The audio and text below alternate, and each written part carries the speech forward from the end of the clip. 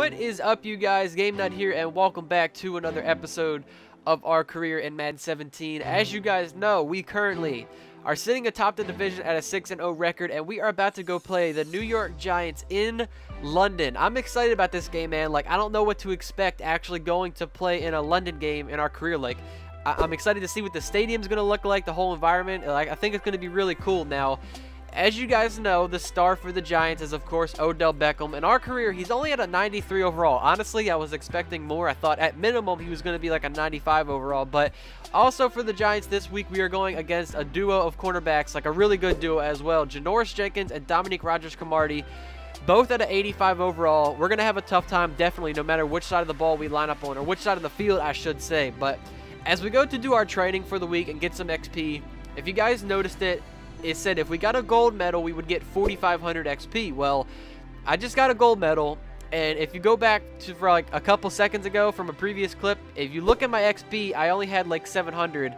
I just got a gold medal, and I'm at 1,000 XP now. So, like, I don't know how long I've been getting ripped off of my XP by actually doing these training camps, but from now on, I'm just going to simulate them because for some reason, I'm completely getting ripped off of my XP being able to upgrade my player. But checking out the stats for Odell on his season, I want to see where exactly he is at. And he's not having the best season. Only 26 catches for 428 yards. Hello, everyone. I'm Larry Ridley, and this is the NFL on EA Sports. Of all the things that went right for them in their win last week, the receiving yards this fella provided may have been the key. He was terrific. Can he keep that momentum going in this one? It's the Giants going up against the Rams.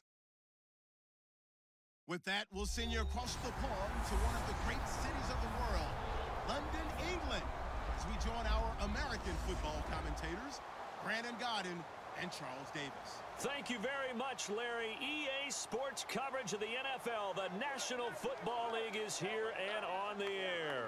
Coming up, another edition of the NFL International Series, and it should be a good one, between the New York Giants and the Los Angeles Rams.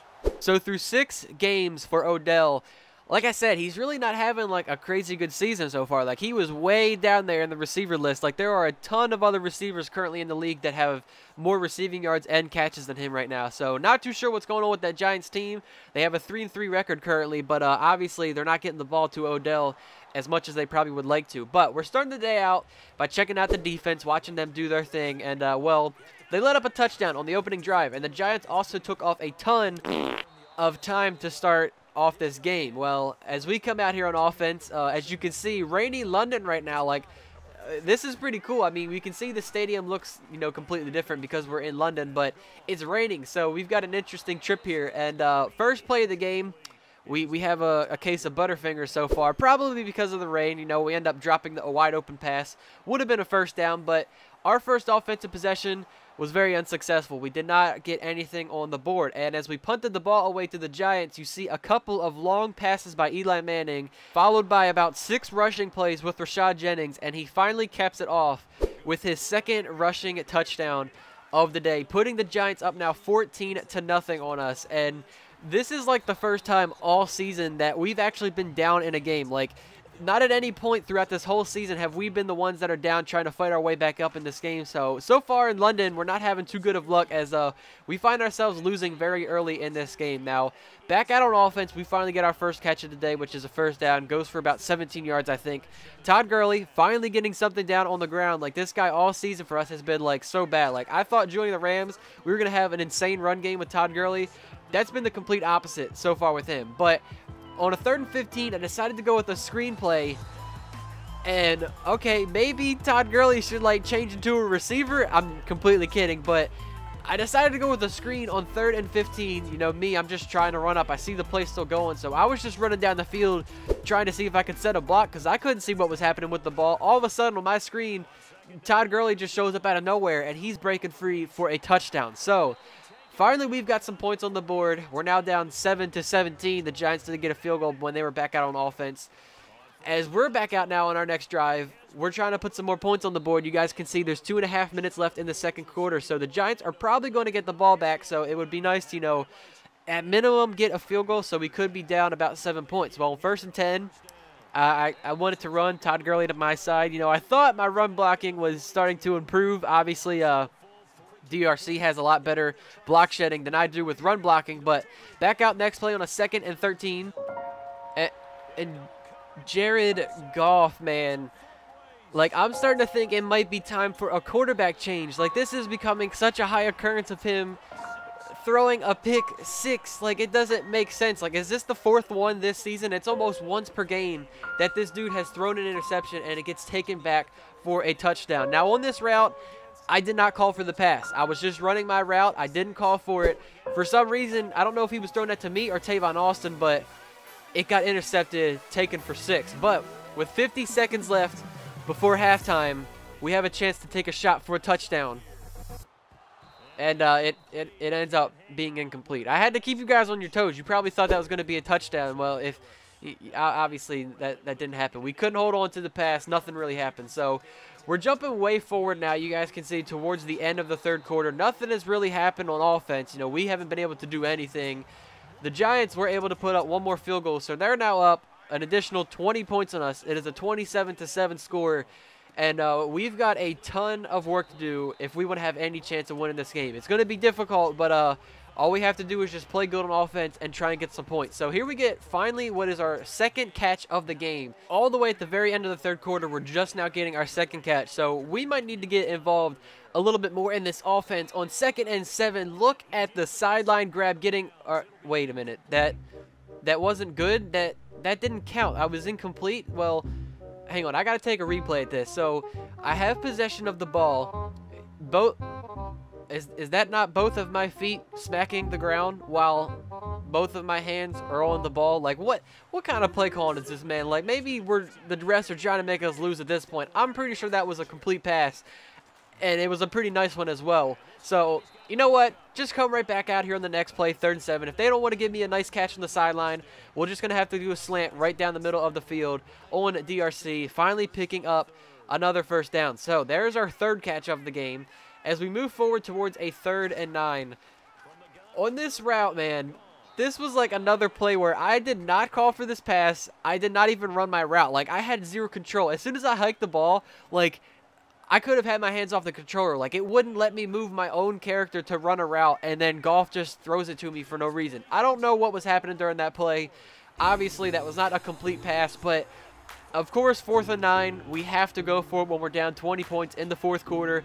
And, like, why can't this happen all game? Jared Goff just throws it up to Kenny Britt in the end zone against Janoris Jenkins, and it gets caught for a touchdown. Like, this just doesn't make sense. You throw pick 6s early on throughout the game, but once it's a 4th down, you just throw up prayers and you're always getting touchdowns out of it.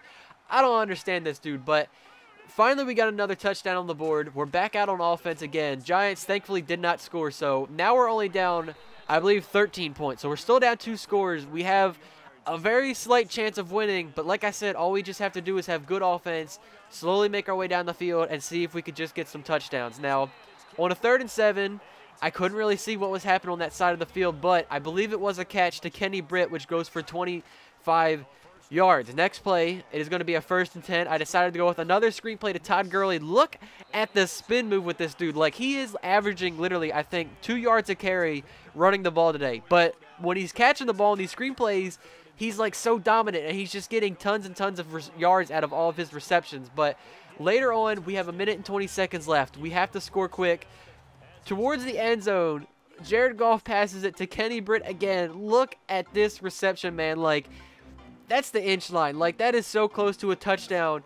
We're right here. 1st and goal is the next play. Last episode, this worked out really well for us, as we're going to be a lead blocker for Gurley. And, yeah, man. Todd Gurley, I don't know what this man is doing right now, but for his 2nd season, it's not looking so good for him. When you say the word sophomore slump and you see that in the dictionary, like, Todd Gurley's face is like right next to that. I'm at least for this career mode, Todd Gurley is just not proving his worth to us right now. And Jared Goff, he's not doing so well either, but somehow we still have a 6-1 record after we take our 1st loss of the season against the New York Giants in London. Man, we're not never coming back to London again. We had a perfect season and it got ruined once we came to London. But as I was saying with Gurley, when he actually got reception and played as a receiver, he had 90 yards and a touchdown. So, like, he was killing it. Odell, again, like, his bad season for him is continuing as well. Only 5 catches for just 35 yards. And for us, we ended up with 4 catches for 53 yards. You know, when I look at that stat line for me, like, I kind of say, like, like, that's what I think of when I look at those stats. Like, it was our worst game of the season for us, but obviously it could have been better. We should have been involved a little bit more to help us win this game, but finally, like I said, we got our first loss of the season against the Giants. We now have a 6-1 record, but we're going into a bye week. But for the Sunday night game, we've got the Seahawks and the Cardinals. So like I told you guys, both of these guys are 2 games behind us. Now, obviously, after this game happens, someone's going to win and someone's going to have 5 wins and only be 1 game below us. Well, the team that ended up winning, as you're seeing, was the Cardinals. So now they have a 5-2 record, and they are just 1 game behind us from tying our record. So they're right there. They're really close to being able to take over our division. So during our bye week, I did my weekly trading, and as you guys can see, when I simulate, I actually got all of my XP. So no longer am I going to be doing my weekly trading. I'm simulating all of it because I've been getting robbed of my XP this whole time. But during our bye week, as we fast forward, now we're seeing both the Seahawks and the Cardinals have 5 wins. So during our bye week, Seahawks won, Cardinals lost. They both have 5 wins again, and both of these teams are now 1 game behind us from tying us and taking over the division. So it's all on us, man. We can't be losing any more games because we have 2 really good teams in our division ready to take over and become that division leader. So thank you guys all so much for watching. I'll catch you all in the next episode.